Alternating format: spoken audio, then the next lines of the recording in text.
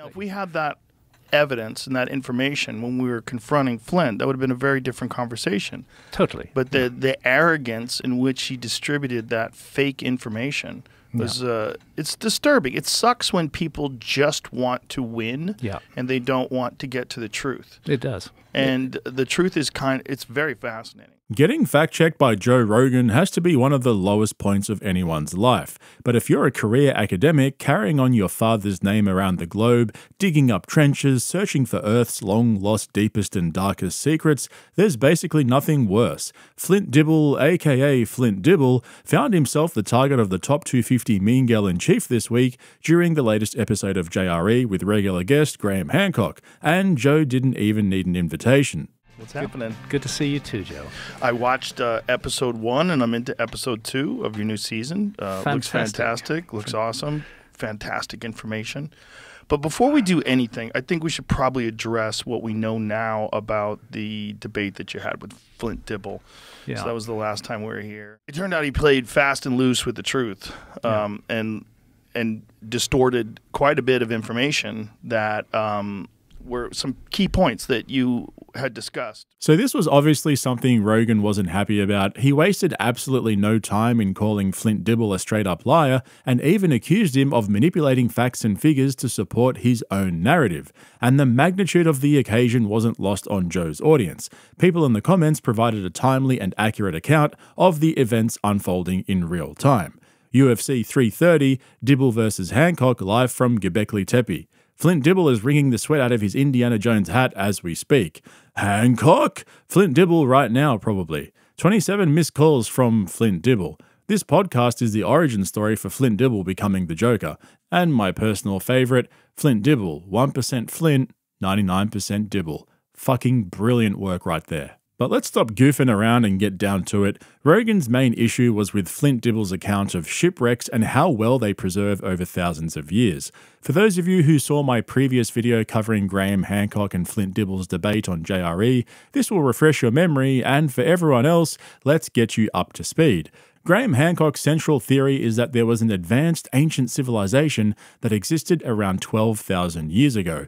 He believes this lost civilization was culturally and technologically advanced even compared to what we know today, and it supposedly explains how there were so many megalithic structures built around the world, like the pyramids in Egypt or Göbekli Tepe in Turkey.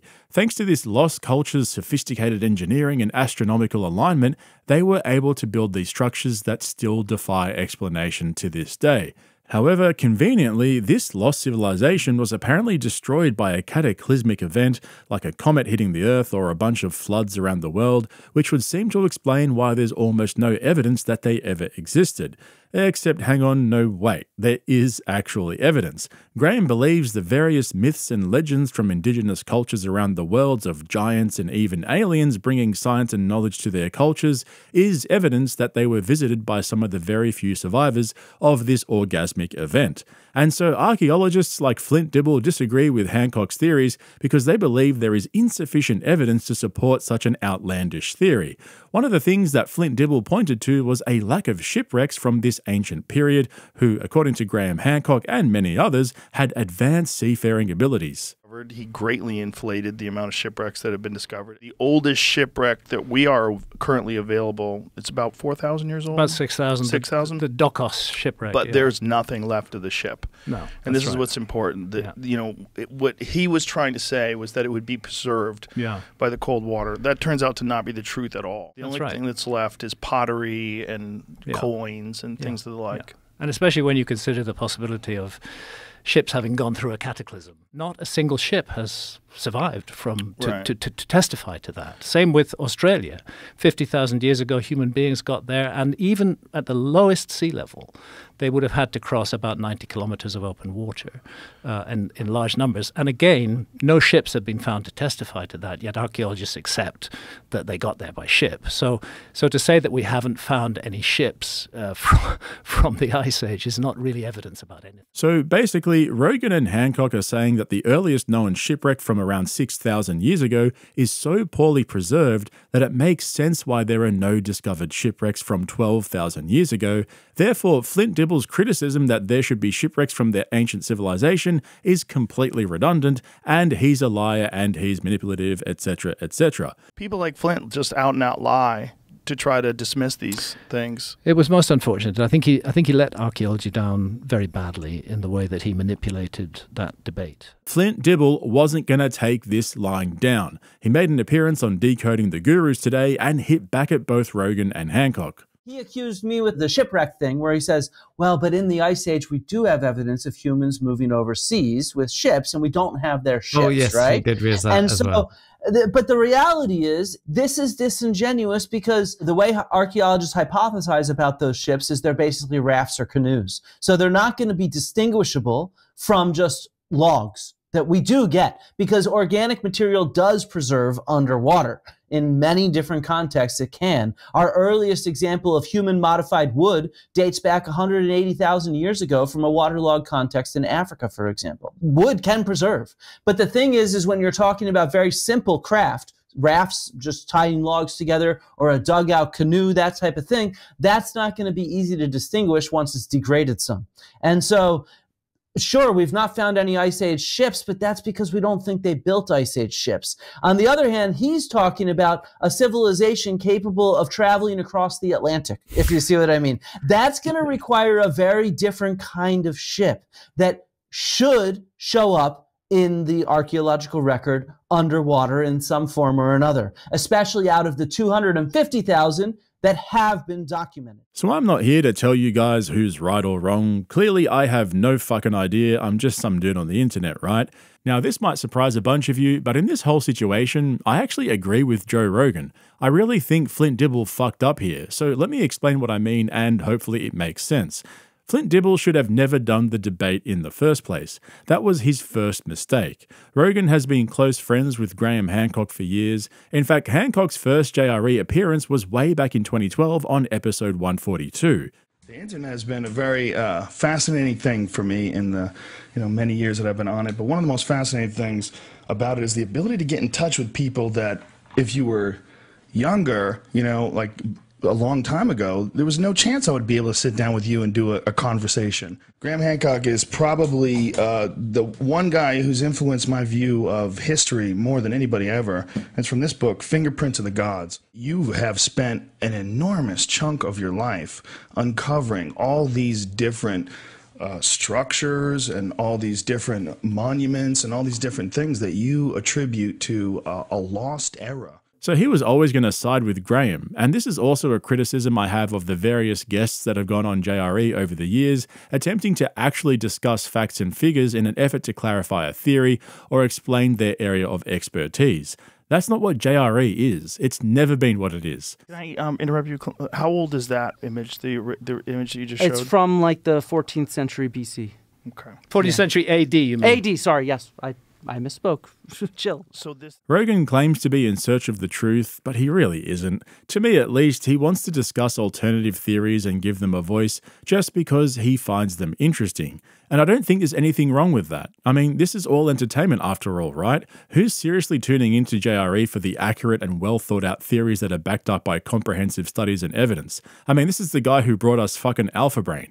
It's just shit that Rogan saw on Twitter or Instagram, or he saw some documentary or listened to an audiobook and wanted to chat to the author or the filmmaker. That's the whole reason why I like JRE. It's just shit that Rogan finds interesting, and he's got a pretty crazy imagination. So for someone like Flint Dibble to go on the podcast thinking that he was actually going to have a proper debate with Graham Hancock and convince Rogan and his audience that Hancock's full of shit, that's kind of wishful thinking, don't you reckon? I mean, have you guys forgotten about Terrence Howard already? If Terrence Howard, somehow or another, if it's the craziest story ever, and Terrence Howard is like literally one of the smartest guys that ever lived, and he's got all these genius ideas and inventions, and even though it seems just insane that this is coming from an actor. This is from the Hustle and Flow guy? What? I understand it, though. I kind of understand it. I understand. I mean, it made sense.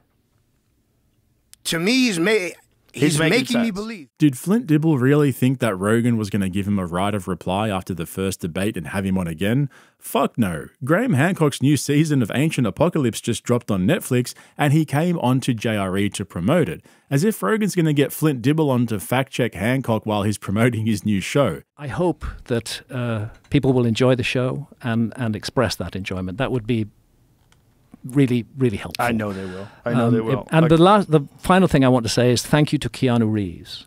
Thank you to Keanu Reeves for joining me on the show. Everything that people say about Keanu is right. He's a great man. There he is. There's two of you together. Yeah. Of course, you don't have Keanu Reeves and I know. My video only has 25,000 views, and Keanu Reeves, which for those of you that don't know, he's going to be on Ancient Apocalypse season 2, and according to the press release, he's going to be in several episodes. So it's like he's almost a co-host. And as soon as Netflix the thumbnail is going to pop up, and it's going to be an image of Graham Hancock and Keanu Reeves, and people are going to click on that. That's going to be another celebrity whose my esteem collapses for it. So, Hollywood celebrities not particularly famed critical thinkers. So True. Those of you who follow my Patreon will know that I'm the first one to put my hand up and say I used to be overcritical of Rogan for spreading false information and entertaining batshit theories, but over the years I've come to appreciate JRE for what it is. It's just Joe talking shit with people he finds interesting, and I'm here for that. It makes no difference what the truth is. Look, there's no fucking way they're happy they got kicked out, and Jill did not want him to step down. Right. She started taking cabinet meetings. Right. Like, who? Yeah, I saw that. Yeah. Who elected you? Yeah. Can I do it? Let me do it. Let me do it. I'm not elected either. I've sat in that room. Like, you can go and you can sit in the room. Yeah, but he wasn't there. Yeah, he was. But I don't think she was running the cabinet meeting. Well, because that's what I'd heard. Yeah, that's what people say because there's a picture of her there, but she's not running the cabinet. Why do you want to ruin a great story? This is fun. It's fun if she's running there it. There you go. I hope she's running it. I hope she's boss telling everybody what to do. The thing about it is... I'm married to the goddamn president for one more month. If you want to look at... See, this is why I think Rogan should fact-check his show properly or just tell Jamie to shut the fuck up and go with it.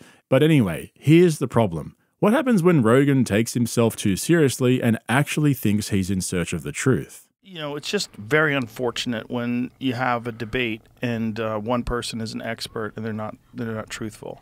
And it just...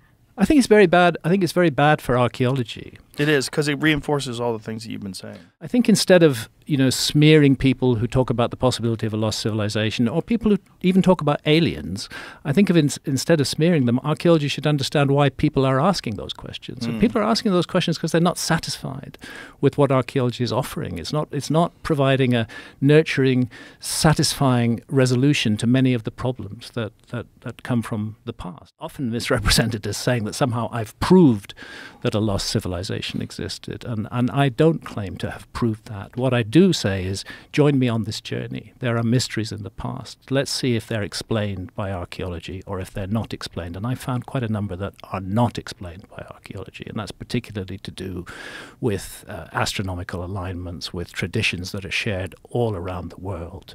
It's to do with things that archaeologists by and large don't study. Yeah, so I actually disagree with Rogan there. I don't think he's in a position to be criticizing experts for being inaccurate, even if Flint Dibble was full of shit on those couple of points. But I'm starting to come around to Graham Hancock's approach to all of this. After his appearance with Flint Dibble, I'll be honest, I straight up thought that Hancock was a fraud and just another one of Rogan's alternative experts. But after actually watching his show on Netflix and listening to him on this episode of JRE, as well as his past episodes, I see him more as an entertainer and filmmaker who's simply passionate about history and wants to share his theories with anyone who will listen. I don't think there's anything wrong with that though. This isn't an academic debate. The guy writes best-selling books and makes entertaining documentaries. So I do think that Flint Dibble and his buddies in academia approached Graham Hancock in the wrong way and made themselves look like the bad guys in the process. They were never going to defeat Hancock and Rogan at this game. And the funny thing is, Flint Dibble completely understands their formula, yet he played straight into their hands. I'm quite happy to say this, and it was very evident in the Joe Rogan episode that he has a very strong sense of grievance, right? He also has a very strong belief that he is a maverick, right? And he says this repeatedly. Is precisely why I and other mavericks like me are needed. I feel like if you are the one telling people you're a maverick, it's not the best way to be a maverick. It's better when other people call you a maverick. But in those responses, you can see that he feels attacked. I wonder how much he is aggrieved and how much he wants to be canceled. Because let's be honest, in today's world, being canceled sells. That is just the reality. These people who are constantly canceled, all they can do is go on podcast after podcast and brag about how they're canceled. Because they know that as soon as they are canceled, other people are going to say, ooh, I want to buy that book. It's the old cancelled comedian formula that has turned so many of the top 250 into multimillionaires. They complain to their millions of listeners around the world about how they've been cancelled. Then they come out with a new comedy special on the biggest streaming platform in the world. And Graham Hancock's following that formula exactly. He's had multiple best-selling books. He's got a second season of his show on Netflix where his son Sean is a manager in the original content section, and he's got a regular appearance on the biggest podcast in the world. Our boy Flint Dibble was never going to beat Nepo Daddy at his own game. That's why I think Flint Dibble took a massive L on this one. Hancock and Rogan have successfully ruined his credibility, and they did it all in the first few minutes of this episode. It was obvious they'd discussed it and planned to supposedly set the record straight, and now all Flint Dibble can do is roll his sleeves up and go on some smaller podcast to tell his story. Unfortunately for him, less and less people these days give a shit about the truth. But anyway, thanks for joining me, guys. I hope you enjoyed this video. Don't forget to go and check out the link in the description to my Patreon if you're interested in my longer form uncensored content. I just dropped a video on how Red Band's been killing it on Kill Tony lately, and I also explained Tony's beef with YouTube. There's plenty of other stuff on there as well, so go check it out. Also, if you're not a regular here on YouTube, hit the subscribe button and make sure to give me a thumbs up if you ended up liking this video. Thanks for watching. I'll catch you in the next one. Who was it, like pottery, Jamie? Who was bringing that up? It wasn't Brian Rescue. Do you remember who it was bringing up like all the Egyptian... Oh, Flint Dibble. Wasn't it Flint Dibble? That's pretty hot. Flint Dibble? What kind of name is that? He's an archaeologist.